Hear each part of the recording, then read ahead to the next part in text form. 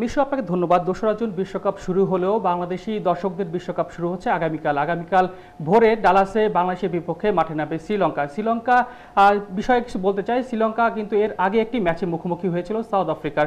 সেখানে সাউথ আফ্রিকার বিপক্ষে তারা বড় ব্যবধানে হেরেছে এবং হেরে যাওয়ার কারণে তারা একটু ব্যাকফুটে রয়েছে এবং অনেকটা কিন্তু তারা মানসিকভাবে পিছিয়ে পড়েছে।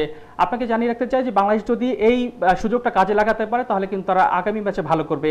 আরেকটা বিষয় জানিয়ে রাখতে চাই, সেখানে হচ্ছে তাসকিনের অন্তর্ভুক্তি হতে পারে আগামীকাল ম্যাচে। তাছাড়া আবহাওয়ার পূর্বাভাসে বলা হয়েছে আগামীকাল কিন্তু ডালাসে বৃষ্টির কোনো সম্ভাবনা নেই। আর এই ছাড়া আমার কাছে একটি তথ্য রয়েছে যে দর্শক উন্মাদনা ভারত পাকিস্তানের মতো কিন্তু বাংলাদেশের ম্যাচেও কিন্তু বাংলাদেশ এবং শ্রীলঙ্কার ম্যাচে কিন্তু এই বাড়তি উন্মাদনা থাকে। আমরা ইতিমধ্যে দেখেছি যে আমাদের বিশেষ প্রতিনিধি সাইদুর রহমান শামীম তিনি জানিয়েছেন যে ডালাসে কিন্তু বিভিন্ন প্রভিন্স থেকে দর্শক আসা শুরু করেছে এবং তারা কিন্তু এই বাড়তি উন্মাদনা এই ম্যাচটাকে উপভোগ করতে চাচ্ছে। তো এই ছিল আমার কাছ থেকে প্যাভিলিয়নের সবশেষ।